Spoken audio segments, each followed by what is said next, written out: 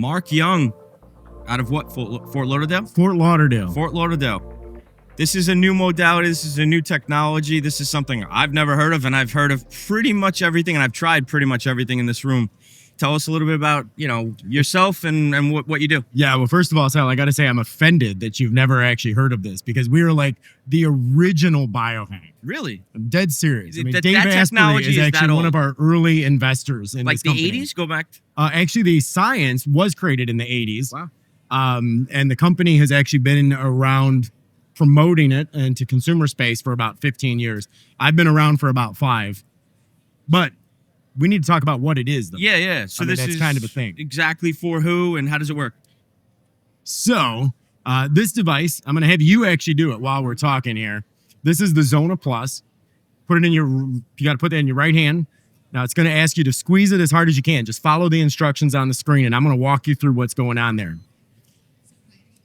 So squeeze it as hard as you can, and then it's going to tell you to stop, so watch the screen. When you're done, now switch to your left hand, which means you're going to have to put the coffee down. I'm sorry. No, it's okay.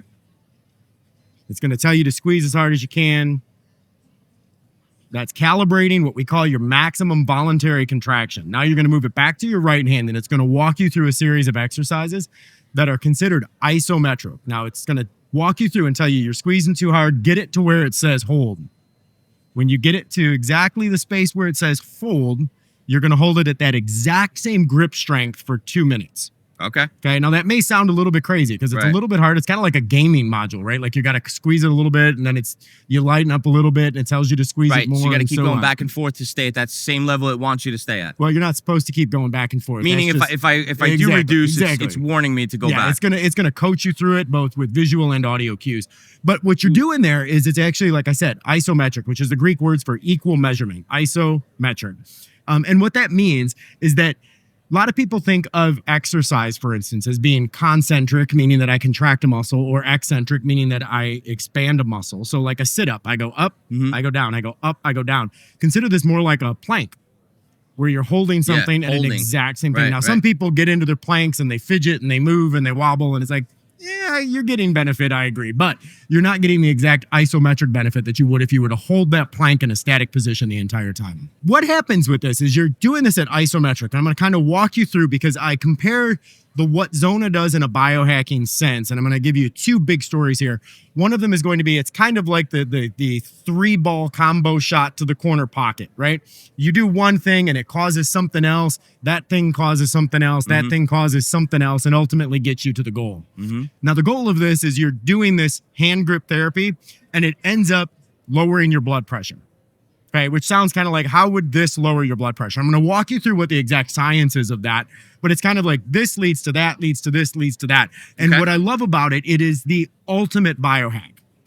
And when I say this is the ultimate biohack, I believe so. Okay. I believe so. And I'm not even going to speak in superlative. I'm telling you that's fact. All right. And the reason I say that is because a lot of the biohacking tools here that are in this room that you use, that I use, they're adding something to you. You take a supplement and you're putting something else into your body. You're adding something to the equation. Right. This is adding nothing to your body.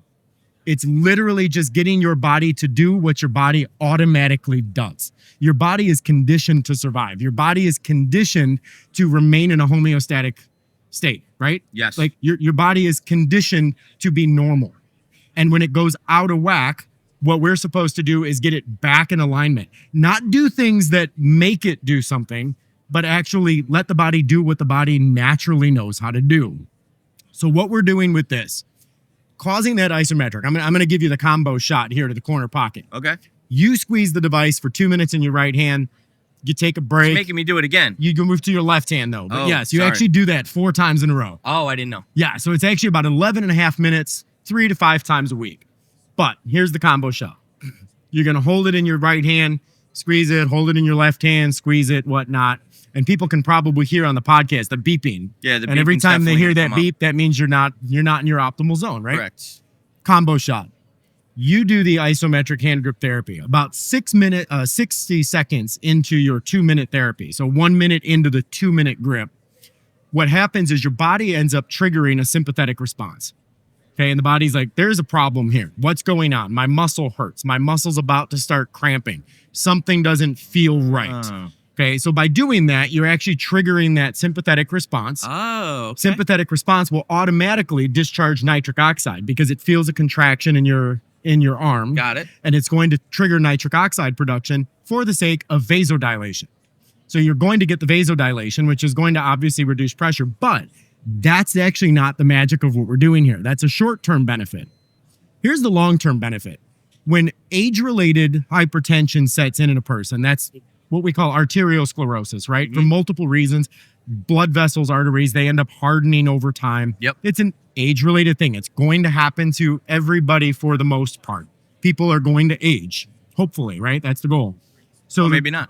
That's not the goal. So the idea is that as people age, that things happen to the body, right? It doesn't matter how much you biohack, you're still aging. Sure.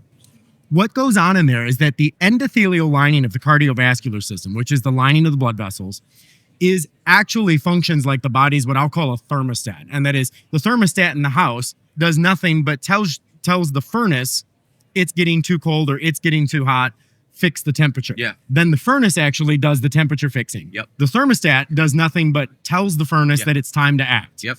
The endothelium functions that same way. It tells the body your blood pressure is too high or your blood pressure is too low. You need to go fix it. And then the body kicks in and actually fixes that problem. The body knows how to regulate. Okay. When the endothelium hardens with age, what's going on is that endothelium loses its ability to identify that blood pressure has changed. So your blood pressure creeps up and the endothelium doesn't notice. It's as if you took the thermostat away. The furnace wouldn't know to turn on. Your thermostat's batteries are getting low. There you go. The batteries in the thermostat giving burned you out. a good The indication. furnace is fine. Yeah. You're blaming the furnace and saying, oh, the furnace isn't working, when in fact it's the batteries in the thermostat, right? Okay. Great. What's happening is that endothelium has started to harden. It's like a sponge that has begun to dry out. Now, when you're doing this isometric exercise, what you're doing scientifically is you're creating almost a spasm in the muscle. To stop a muscle to spasm, what does the body do? The body forces sodium into the muscle, kind of like an electrolyte, focuses that sodium into the muscle. At a cellular level, here's your combo shot. At a cellular level, sodium and potassium must always stay balanced in a cell, right?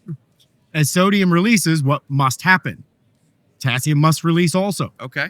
That way it stays in balance. If one thing goes, the other thing goes with it. Mm-hmm.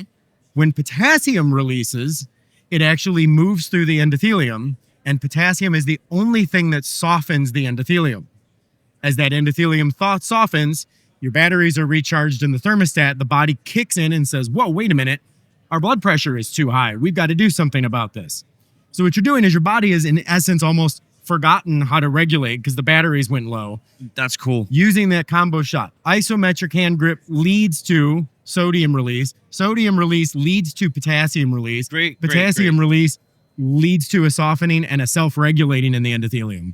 I didn't think that we were going to be getting the results as we speak.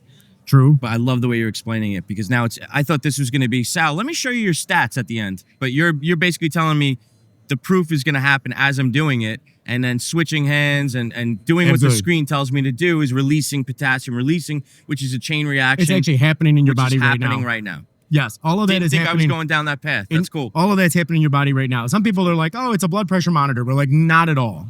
You know, there's a difference between a treadmill. I assume that as well. Absolutely. There's a difference between a treadmill and a scale. Yep. There's plenty of things around here that'll measure everything that's going on in you. We're actually creating change. And like I said, we're adding nothing to your body that your body doesn't already have the capability of doing.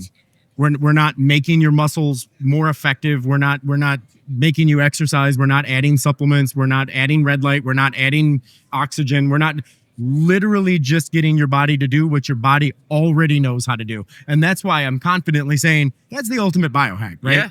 My body already knows what to do. It's simple. You could do it during a podcast, I heard. I've heard that that's possible. I hear that you get a lot of bells and whistles during it, though. Yeah. How many times a week am I doing this? So we tell people our clinical studies are all done on 3 times per week. We tell people to do it 5 times per week simply because most people don't obey the rules. Mm-hmm. So if I tell you 5 times and you actually pull off 3, you get the results. And the 3 times a week would be the 11 minutes, like it's about 11 and a half minutes. Yeah. So it's the calibration stage plus 2 1-minute break, 2 1-minute break, 2 1-minute break, 2. So Right. it's 11 minutes plus the calibration. So you're watching Netflix. It's not a big deal. Well, the benefit of this is, as I mentioned, like it's really effective. It's effective on many things, but the reality is it's also very effective with elderly people because that's where age-related hypertension is the biggest problem, obviously. And it can be done from a couch. It can be done with people who are handicapped. It can be done by people who just can't go to a gym or are bedridden. Like it is effective in those ways for people. The caloric equivalent to what you just did is running up and down a flight of stairs 3 times. Really? Yes. So you're actually getting a real workout benefit from it. The cool part about this is that using that device not only helps with blood pressure, but it helps with any circulatory condition. So we get a lot of people, particularly men, who buy the product because one of the biggest problems that happens with poor circulation is erectile dysfunction. Really? This actually, people use it to correct erectile dysfunction because increasing circulation as well as nitric oxide production fixes ED.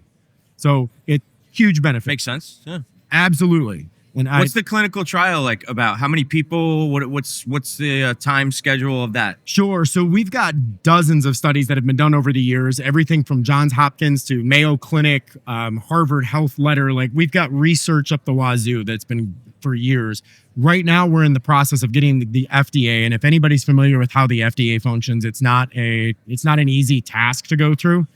We're in the process right now of measuring results and doing a comparative trial where people are using the Zona versus using a control group. And in that, what we're doing is actually measuring that effectiveness. The FDA says that if we can lower systolic blood pressure by as little as 5 millimeters of mercury, really, we are efficacious. That is actually the standard that the FDA uses for drugs. It says a drug only has to lower blood pressure 5 points and it's considered effective. And you know that you guys are beyond that minimum standard. I've got you know you're going to be there, but now we're way beyond that. Now the proof is going to be in the pudding. FDA is going to give you a stamp so that you can make, and then we can tell the world that we are assertions. FDA approved. Well, with the FDA, what happens is our device does what it does, regardless what the FDA says. But what they do is the FDA's goal is to protect consumers, so the consumers are not actually being told that something does something. Because their thing is, if you tell people it lowers blood pressure, what if somebody were to just stop taking their blood pressure meds and start using your device and then die? That makes sense. So that's the FDA's position. You got to protect as that. Much as it's bureaucracy and everybody in this room is frustrated with it. Yeah. The reality is their job is to protect. Like we're not anti-FDA. Yeah. They're trying to protect consumers. They understand that the device works. I've got stories of them acknowledging that everything works and so on, but they have to document this. And in so doing, what happens is they see the clinical trial, they see the results, they statistically work it all out with our CRO. And at the end of then what they say is, okay, you are approved to say that this is effective in the treatment of hypertension. And we say, great. And they give us very specific words. And then we can go on television and we can go anywhere in the world and say, this is FDA approved to lower blood pressure. Try this even before you go on statins or any kind of antihypertensives. When do we anticipate the conclusion of this trial? I am hoping that everything is done within the next 18 months. We actually started around COVID, and you can imagine what that looked like. Stalled it out. It was horrible because we had patients who were terrified of going to the clinics to do their check-ins because the one of the clinic sites was doing COVID testing. So the patients were terrified of going there because they were going to get COVID out of the waiting room. Sure. And it turned into a mess. And the FDA, they don't look fondly at clinical trials that end. But we actually went to them and were like, look, we need to start this over because this has been a mess. Yeah. And they honestly, they're like, we don't even have any questions for you. We get it. We have pretty much closed out 85 to 90% of all studies that were going on during COVID. We get it. They're like, we get it. We resubmitted. They approved it without a problem and said, go, like, just start over. Let's get this over with. How many people are in the study? I believe the recruiting on this particular study, which is all based on the power of the statistical significance, is roughly about 120 recruits right now over 5 different primary investigative sites, which means we'll have about 30 people at each site. We try to keep it demographically diverse to make sure that we're not like, this is effective on Latin people because we did the entire study in Miami. Right. So what we do is we actually get sites from around the country so that we have diversity in our demography. Makes sense. That it's, randomized men, women. What about who's the control group? If we're all doing the device and you're doing my metrics and you're notating and calculating everything. Sure. Who's the control? So the way that our current study is designed is the control group is actually, we're using the device as the active group, and the control group, we can't use what we would consider untreated, because untreated wouldn't actually be it wouldn't have a lot of integrity to just let people go untreated if they've been diagnosed with hypertension. Right. So what we do with the control group is, the way this study is designed is, it's people who are walking through guided breathing. So as you're familiar, doing nasal breathing will actually increase nitric oxide production, lower blood pressure, and so on. But what we're trying to prove is that that is a known effective treatment. They've approved and said, yes, we get that. Okay. So people will listen to relaxing music while doing their breathing for roughly 12 minutes per day, the same way a person would be doing 12 minutes a day of Zona. And what we're proving is that there are ways to reduce blood pressure in a very acute way. Yeah. Our treatment is actually a long-term effect. So for instance, a day without blood pressure meds and your blood pressure spikes. Weeks after getting your therapeutic result out of Zona, your blood pressure is still the exact same as it was, because you're treating the problem. You're not just treating the symptom. Got it. And unfortunately, a lot of pharmacology is symptomatic rather than problematic. We're treating the blood pressure by bringing it down immediately, but we're not fixing That's why cool. it's high. You guys are literally using a control group that is known to work. Correct. And you're trying to show that your device actually could have better long-term results than a technique that the medical community already knows works. Correct. It's very rare that you hear a study that says we're going to control it against something we know is good for you. Right. Usually it's the control doesn't get it, or the control gets a placebo. Sugar pill, Yeah, something like that. yeah. Well, we That's had to, cool. we had to do something, because the issue is the isometric exercise. Our algorithm, we've studied it over decades, and the algorithm that's used in the device is the optimal algorithm. But different levels of contraction, different timing. We use 2 minutes. Yep. We've got algorithms that actually will do it in 1 minute. We have algorithms that'll do it in 3 minutes with greater contraction or lesser contraction, and so on. So we have an entire library of different protocols that could be used. This is the optimal one that gets the best result. So the reality is that we could test it against our own other protocols, but the problem is they're all effective. All of our protocols work. Yeah, all of the above is going to help you. Correct. But let's optimize it with this Absolutely. specific regimen. Absolutely. And that's why, I mean, I'm excited to get through it. Obviously, getting to the FDA thing, working with the FDA to get where we're going, has been, it's an education. I've done it before, but every single time you walk into a brand new situation, and I will give props to the FDA and say that they are very, very thorough in what they look for from an investigative standpoint. And our team has been amazing at collaborating with them through the process. So I'm excited. We're pro FDA on this podcast. I'm glad to hear. I would never want to be against the FDA. Yeah, I would never as well. I wish we could get more done in this country. I wish we weren't so tunnel vision on certain modalities, because I think there's a lot of things that are obviously beneficial. Yeah. Like we're not talking about 1970 or 1960, and this is this new crazy thing that we just invented. We're talking about technologies that have been around, like you said, since the 80s. I think we could, after 40 years, I think we're allowed to say we have some data here. Let's acknowledge that this is good for you in this respect. That has actually been part of the collaboration we've had through even the research phase of this adventure with the FDA has been, they acknowledge it. And I'm not saying they've approved it already. I'm not going on record as that, but I'm saying in casual conversations, even with the research team and so on, like they acknowledge that there's data. They acknowledge the studies. They acknowledge all of this kind of stuff. They're not saying you're snake oil. Like they get it. Yeah. They're just like, we get it. We just need to paper it. We need to do it. We need to paper it so that everything is legitimate.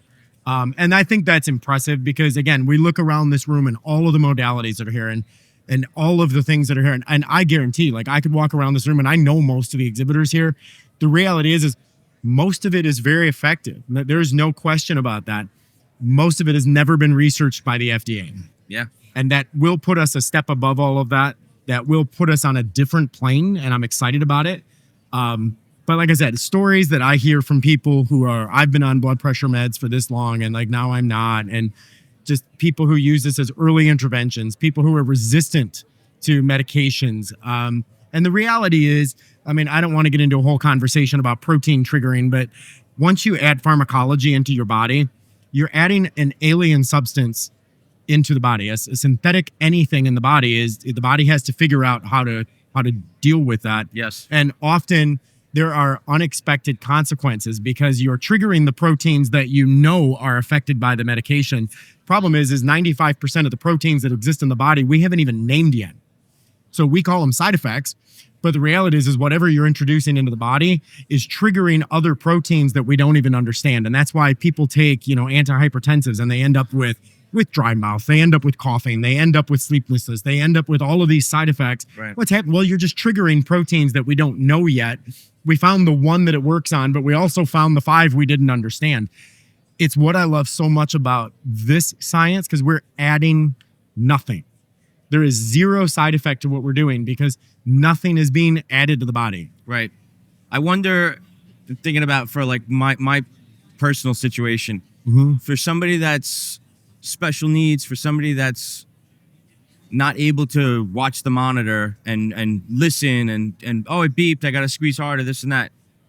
Do you think there could be a device that it's not dependent on following instructions, but will still give benefit to somebody that maybe cognitively they're not able to go back and forth, squeeze, not squeeze, optimal, not? Do you think like just the squeezing in and of itself for a few minutes of a device would still be beneficial, even though you're not listening and being able to follow the pattern?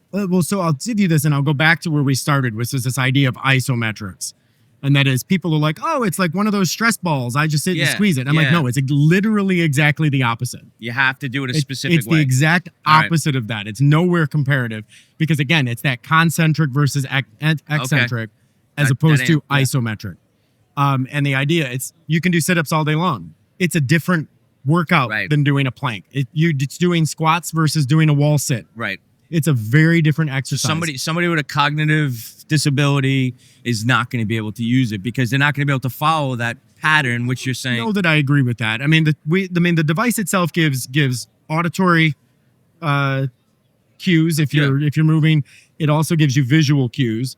I mean, if somebody is blind and deaf, it may be hard to use because then you're not going to be able to follow the cues. But save that barrier, like anybody who can see or anybody who can hear can use the device because you're going to get that auditory or that visual reaction to it. Right. But yes, I mean, the person would have to recognize that they're holding it exactly the same grip strength. Exactly. So the same thing goes. Like if I were to take anything in my hand and just hold it at an isometric contraction, would you get the same result as using something like this? And the answer is you would if you were humanly able to hold it at exactly the same measurement.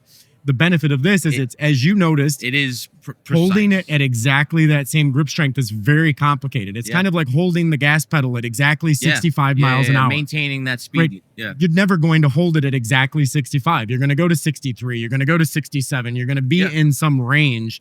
And this is holding you like cruise control through the entire exercise and guiding you through that. Because if you're not staying in that range, it's not isometric. No, I'm glad I clarified that because that makes a lot of sense. Yeah. And I just did it. So now as you're saying it, I get it.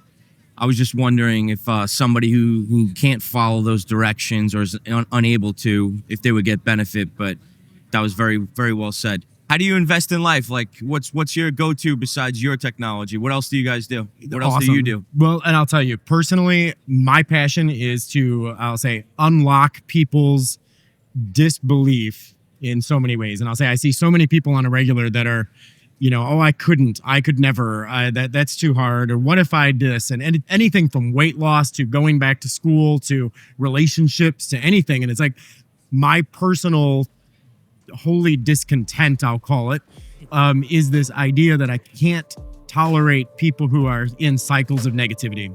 And it's that Henry Ford model, right? Like whether you say you can or whether you say you can't, you're correct. Yeah. Very cool products. Awesome. It's been a pleasure talking to you. Appreciate the time, buddy. Pleasure speaking with you. Awesome. Thanks, man. If you like stories like this, please like, follow, and subscribe on all of our social media platforms.